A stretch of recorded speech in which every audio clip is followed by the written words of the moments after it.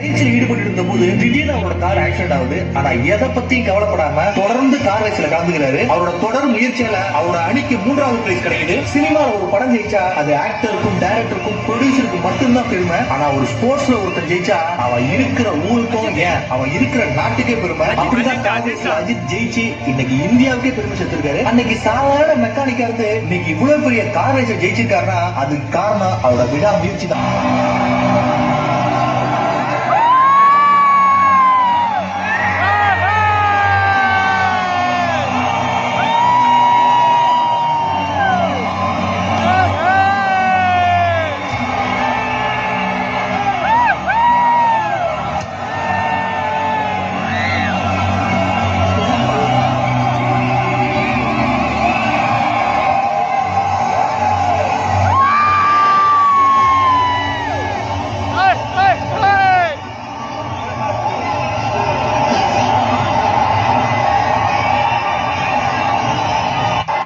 இந்த உலகமே உன்னை எதிர்த்தாலும்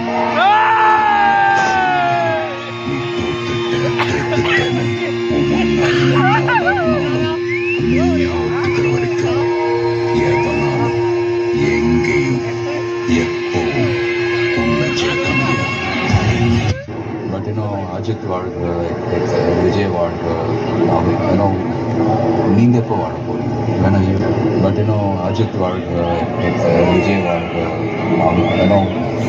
நீங்க எப்போ வாழ போறீங்க?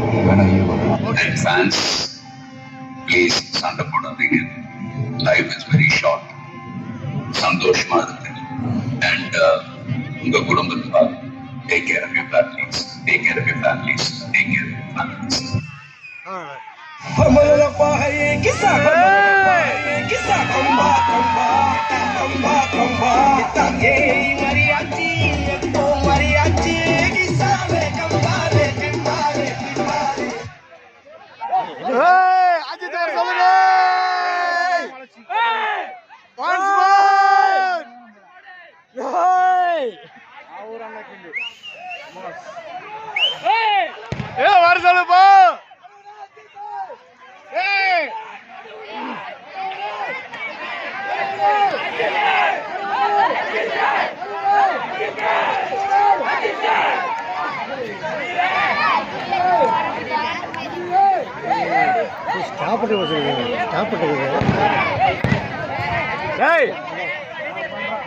காமேஷ் ஏன்